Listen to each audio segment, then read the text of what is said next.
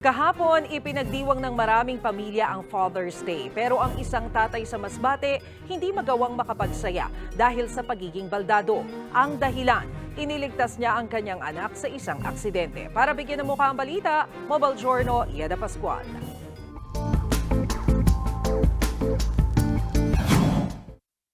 May mga ama na kayang suungin ang peligro para sa anak. Ganyan ang kwento ng isang ama mula Dimasalang, Masbate na patuloy pa ring lumalaban para sa mga anak. Naawa ako sa mga anak ko dahil sa kalagayan namin. Kaya patuloy ako na umihiling na magkaroon pa ng buhay at manalangin. Na gusto ko pa makasama aking dalawang anak. Kaya ngayon ay patuloy akong lumalaban sa aking kalagayan.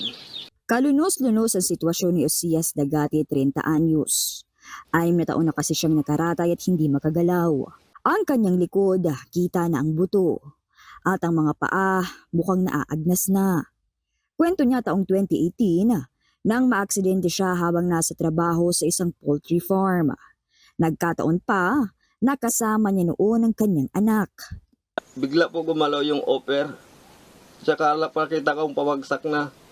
Tinakbo ko po at pinigilan ko.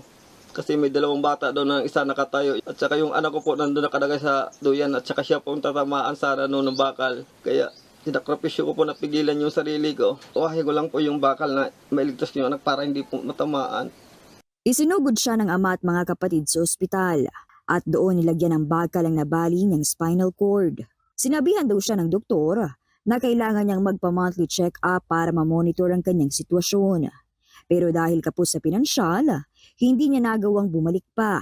Nakakahiga po ata kaya nagdipis na yung likod ko at nagsugat po ulit. Kaya habang tumatagal po, lumalaki yung sugat at saka lumalaki at lumalabas at lalo yung bakal na kinabit sa akin. Sabi ng doktor sa akin noon, kaya hindi po nakapag-circulate daw ang dugo kaya nagkaganyan daw ang aking paa.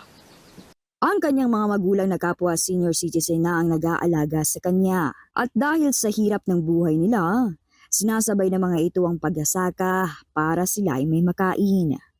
Ang kanyang misis naman, nagpaalam lang daw noon na luluwas ng Maynila para magtrabaho. Pero nabalitaan nila na nag-asawa na pala ng iba. Mag-aapat na taon na po, mga maliit pa po yung anak ko, iniwan na kami ng asawa ko.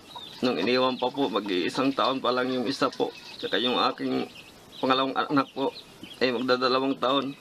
Kaya si Osias kumakatok sa inyong mga puso para sa kanyang gamutan. Pangarap ko lang po kahit na makaupo na ako sa wheelchair, yun lang po ang tangi kong hiling. Dahil hirap na po ako na lagi lang nakahiga.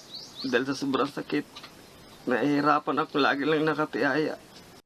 Ako po si Mobile Journal Ieda Pascual, nagpapaalala na ang bawat may karamdaman ay kailangan din ng kalinga.